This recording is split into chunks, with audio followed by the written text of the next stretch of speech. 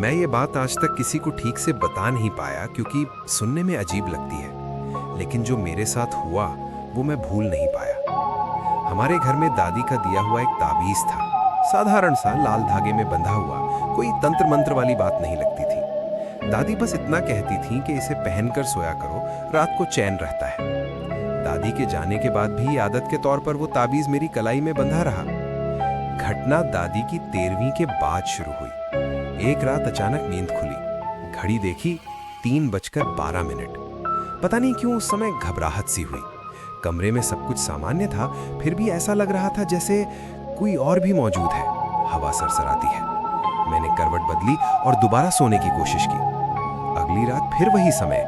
इस बार साफ सुनाई दिया जैसे किसी ने बाहर से दरवाजे के पास आकर सांस ली हो।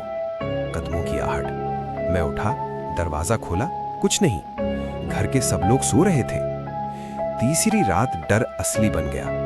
आईने में हाथ मुंह धोते वक्त मुझे पल भर के लिए अपना चेहरा अजीब लगा, जैसे आंखों में थकान नहीं, डर भरा हो।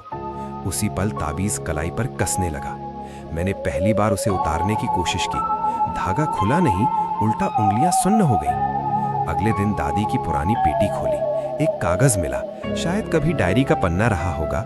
उस पर लिखा था, रात की चीजें दरवाजा ढूंढती हैं। घर तब तक सुरक्षित है जब तक कोई जागता रहे। उस रात 3:12 पर फिर आवाज आई, जैसे दरवाजा चरमराया।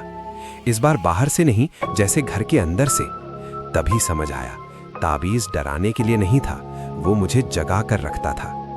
आज भी मैं वो ताबीज पहनकर ही सोता हूँ। डर अब भी लगता है, लेकिन उससे ज्यादा डर इस बात का है कि जिस रात मैं गहरी नींद में सो गया, उस रात दरवाजा शायद सच में खुल जाए।